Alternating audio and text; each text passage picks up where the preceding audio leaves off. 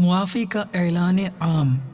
حضرت سیدنا عبداللہ ابن عباس رضی اللہ تعالیٰ عنہما سے روایت ہے، جب عید الفطر کی مبارک رات تشریف لاتی ہے تو اسے لیلۃ الجائزہ یعنی انعام کی رات کے نام سے پکارا جاتا ہے۔ جب عید کی صبح ہوتی ہے تو اللہ عز و جل اپنے معصوم فرشتوں کو تمام شہروں میں بھیجتا ہے، چنانچہ وہ فرشتے زمین پر تشریف لا کر سب گلیوں اور راہوں کے سروں پر کھڑے ہو جاتے ہیں اور اس طرح ندا دیتے ہیں، اے امت محمد صلی اللہ تعالی علیہ وآلہ وسلم، اس رب کریم عز و جل کی بارگاہ کی طرف چلو جو بہت ہی زیادہ عطا کرنے والا اور بڑے سے بڑا گناہ معاف فرمانے والا ہے۔ آپ اس مدنی پھول کو دعوت اسلامی کے اشاعتی ادارے مکتبۃ المدینہ کی مطبوعہ شیخ طریقت امیر اہل سنت دامت برکاتہم العالیہ کی مایہ ناز تالیف فیضان سنت جلد 1 صفحہ 1287 تا 1288 سے پڑھ کر مستفیض ہو سکتے ہیں۔ آپ اس کتاب کو